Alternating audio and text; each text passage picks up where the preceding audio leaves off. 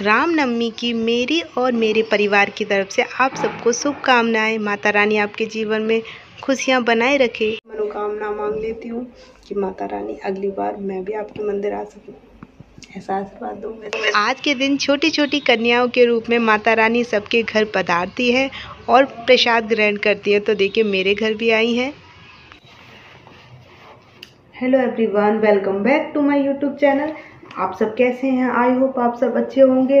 मैं हेमलता उत्तर प्रदेश मथुरा से आपका स्वागत करती हूँ अपने ब्लॉग में। आज का ब्लॉग कुछ थोड़ा स्पेशली होने वाला है। आज सोचा चलो अपना ब्लॉग स्टार्ट कर देती हूँ। पता नहीं काम में लगे लगे पता भी नहीं चलेगा, मैं अपना ब्लॉग भी स्टार्ट नहीं कर पाऊंगी। पता है सामान हम लेके जा रहे हैं छत पे, बिकॉज भाभी ने आवाज़ लगाई दीदी सूजी चल्ली और कटोरा लेके आइए, तो हम लेके चलते हैं। फिलहाल चूल्हे पर तो अभी चने ही बने हैं प्रसाद के लिए, और सब्जी नीचे बना दी भाभी ने। अभी तो तैयारी चल रही है पूरी। ये लो चने तैयार हो गए प्रसाद के लिए। सो आज रामनवमी का दिन है और आज छोटी छोटी कन्याओं के रूप में हमारे घर माता रानी भी पधारने वाली है प्रसाद ग्रहण करने। अगर हमने सच्चे मन से और अच्छे मन से पूजा की है तो वो हमें आशीर्वाद जरूर देके जाएंगी। और भाभी अपने काम में लगी हुई थी और यहाँ मैं अपने काम में लग गई थी। जो भी मुझे करना था मॉर्निंग का जल्दी जल्दी मतलब हेल्प करवा देती हूँ मैं भाभी की। ऐसा प्रॉपर नहीं है कुछ कि मुझे यही काम करना है। अभी मैं छत की साफ़ सफाई कर रही थी, बहुत ज़्यादा गंदी हो रही थी। देन उसके बाद मैंने चेक किया, ये रूम भी बहुत ज़्यादा गंदा हो रहा था। फिर मैंने कहा चलो दोनों की रूम की भी जल्दी से सफाई कर देती हूँ, बिकॉज़ भाभी खाना पीने की तैयारी में लगी हुई है और मम्मी पूजा पाठ यानी प्लॉट पर भी चली जाती हैं। वो प्लॉट पर भी काफ़ी सारा काम हो जाता है उनके लिए। अभी मैं फटाफट कर रही थी। इससे पहले मेरे जो भी स्टार्टिंग के ब्लॉग हैं आप देख सकते हैं, उनमें मुझे इतनी ज़्यादा ऐसे जो बच्चा नादान होता है उसे स्टेज पे स्टैंड खड़ा कर देते हैं, तब होता है ना ऐसे हेजिटेशन, वैसे ही मेरे अंदर थी। लेकिन अब मैं वो समाप्त होती जा रही है क्योंकि आप मेरी फैमिली जैसे बनते जा रहे हो, क्योंकि मुझे मोटिवेट भी करते हो और सच में आप लोग बहुत ज़्यादा अच्छे हो। पता है ऐसी साफ सफाई करने में मेरे लिए क्या बिग प्रॉब्लम होती है? मेरी बिग प्रॉब्लम होती है कपड़े गंदे होने।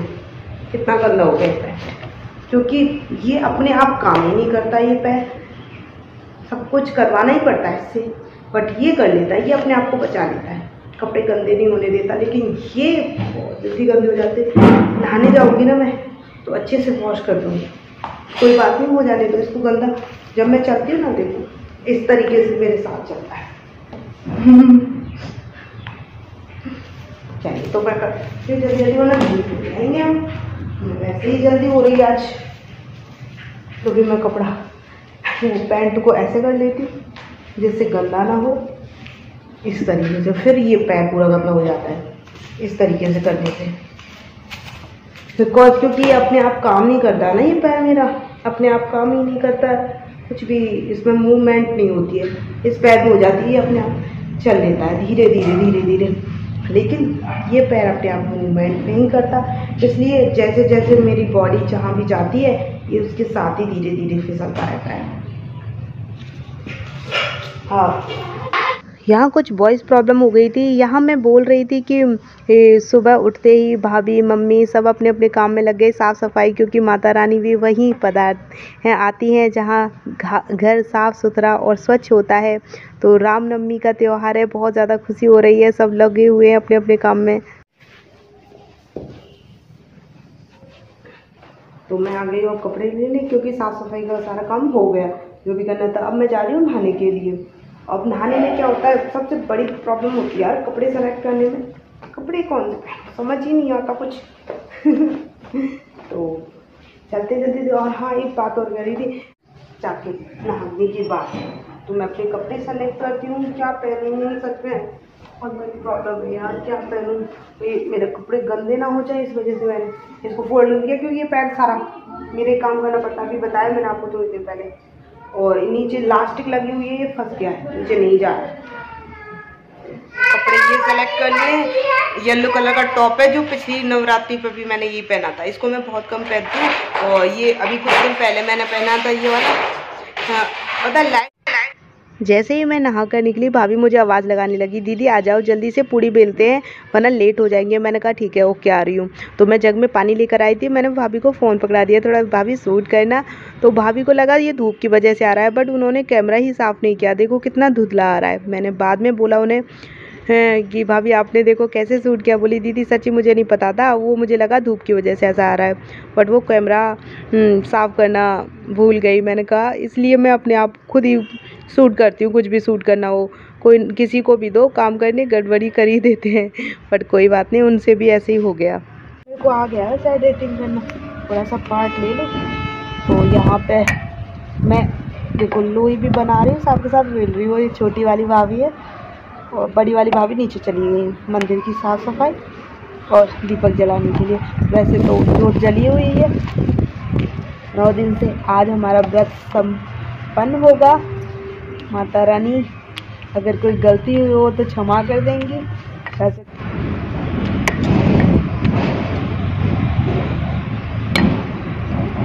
कितनी तो यहाँ बेलने का कढ़ाई में डालने का दोनों काम मेरे आ गए, लेकिन मम्मी सेक रही है और मैं बेल के कढ़ाई के अंदर डाल रही हूँ। नहीं मम्मी मैं बेल रही हूँ ना। अच्छा लोई लोई बना देंगी मम्मी। ये लो आटा बना दूँगी, ये तो मैं बना लूँगी। दुआ ओह माय गॉड। चूल्हे पे सबसे बड़ी समस्या होती है धुएं की, क्योंकि आंखों से आंसू आ जाते हैं धुएं पे। जल्दी जल्दी बेलती हूँ, कढ़ाई हो रही है गरम और थोड़ी थोड़ी हवा भी चल रही है ना, इस वजह से आटा एकदम ड्राई ड्राई हो रहा है। अभी देखो मैं दिखाती हूँ आपको क्या आ रही है मम्मी। देखो मम्मी ज़्यादा मत बनाना लोई, बहुत ड्राई हो रहा है आटा, साथ के साथ बनाती जाती हूँ।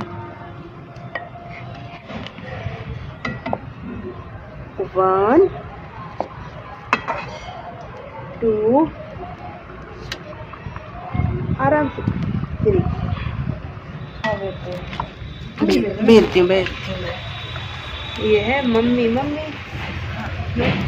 जय माता दी बोल दो मम्मी। जय माता दी। जय माता दी। जय माता दी मेरी प्यारी सी माता रानी। चलो तो 2 पूड़ियाँ कढ़ाई में और ये आटा खत्म हो गया।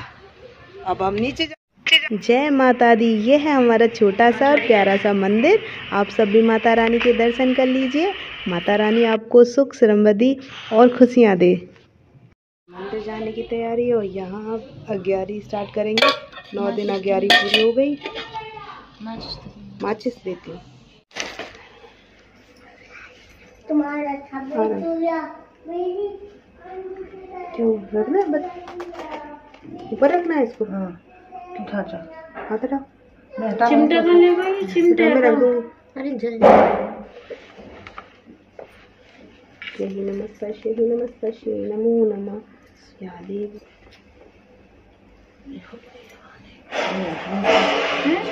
थाल धल ले हलवा धल ले और धल ले हलवा ने सब्जी धल ले।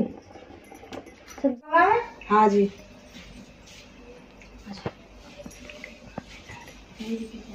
ठीक है।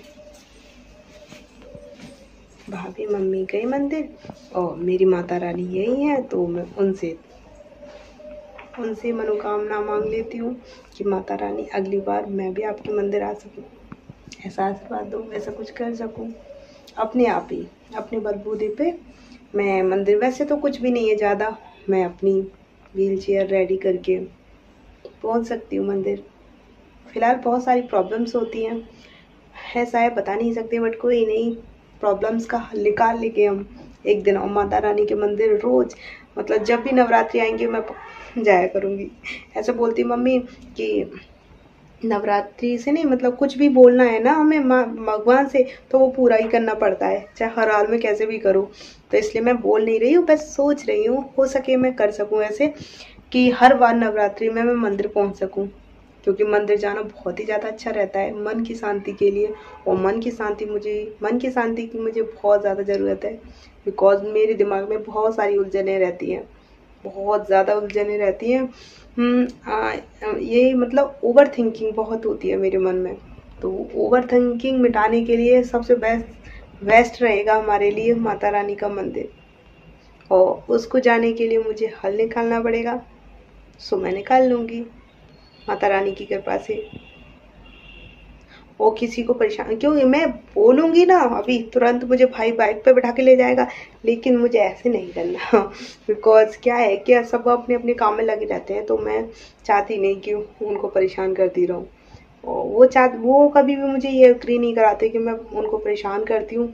लेकिन मैं समझ सकती हूँ, इतना दिमाग है मेरे अंदर कि मैं इतना समझ सकती हूँ कि वो मेरे लिए अपना काम छोड़ रहे हैं, अपना काम बिगाड़ रहे हैं और मेरे लिए कर रहे हैं। तो मुझे अच्छा नहीं लगता बिल्कुल भी उनका काम बिगड़ता है। तो छोटी छोटी कन्या का रूप धर के आओ पधारो हमारे घर भी। बाय द वे मुझे गाना आता नहीं और मेरा सुर भी इतना अच्छा नहीं है, गले की आवाज़ भी इतनी अच्छी नहीं है, लेकिन छोटी छोटी कन्याओं को देखकर मुझसे रहा नहीं गया और मैंने गाना गा दिया। अगर अच्छा ना लगे तो कोई बात नहीं, थोड़ा सुन लेना आप भी। और माता रानी से ये मेरी माता रानी है, ये सब भोजन कर रही हैं जो इनसे मनोकामनाएं कि मेरे चेहरे पर, आप सबके चेहरे पर, जो भी मेरी वीडियो देख रहे हैं उन सब के चेहरे पर ऐसी मुस्कुराहट बनी रहे, खुशियाँ उनके जीवन में आती रहें। माता रानी के पैर धुलाए जा रहे हैं, उन्हें चुनरी पहनाई। और भाभी जब कर रही थी तो मैंने उनको वीडियो शूट कर ली थी, लेकिन मैं कर रही थी तो मैं वीडियो शूट नहीं कर पाई। बट कोई बात नहीं, आप लोग तो समझ ही गए होंगे, क्योंकि माता रानी का आशीर्वाद लिए बिना तो मेरा व्रत भी पूरा नहीं हो सकता। उनको गिफ्ट के तौर पर हमने तो ये कन्या रानी काफ़ी लेट हो गई हमारे घर आने में, लेकिन हमने इनको इनवाइट किया था। बट कोई बात नहीं, अब ये खाना खा रही है, उसके बाद हम खाएंगे।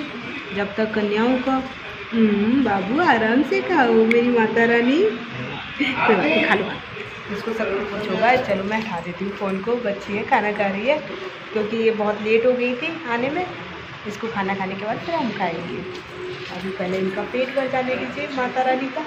ये मेरे पास ट्यूशन भी आती है, तो सोच रही कि दीदी आज मुझे माता रानी क्यों बुला रही है। हाँ बेटा, क्या हुआ, ऐसे क्यों हो रहे हैं? स्माइल प्लीज, स्माइल करो, हंस के दिखाओ, कितनी क्यूट है ना ये, बहुत ही प्यारी है।